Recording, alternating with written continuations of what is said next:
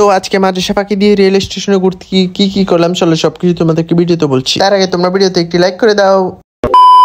তো সকালবেলা ঘুম থেকে উঠে গোসল করে মাঝে যাওয়ার জন্য রেডি হয়ে পড়লাম। দেন ব্যাগ গুছিয়ে ছোট ভাইকে ব্রাশ করাতে নিয়ে আসলাম। সারাদিন পাকনা পাকনা কথা বলে আর এখন টুথপেস্ট লাগিয়ে দিতে হয় আমার, দেখেন কেমন ডং করে। তো আম্মু আবার আমাকে ডাক দিও নাস্তা করার জন্য, তাই তাড়াতাড়ি করে এসে নাস্তাটা করে ফেললাম। আর এদিকে ঘড়িতে দেখি 10টা বেজে গেল। আরে এখন তো আমার প্রাইভেটের টাইম। তো আর বেশি কিছু চিন্তা না করে বের হয়ে পেলাম মাদ্রাসায় যাওয়ার জন্য। তো বাসা থেকে বের হয়ে ব্রিজ এসে সিএনজিতে করে সোজা চলে আসলাম মাদ্রাসায়। এখন আমাকে যেতে হবে প্রাইভেটে। আর এদিকে দেখি আমার বন্ধু প্রাইভেট পড়া বাদ দিয়ে কার সাথে কথা বলতেছে।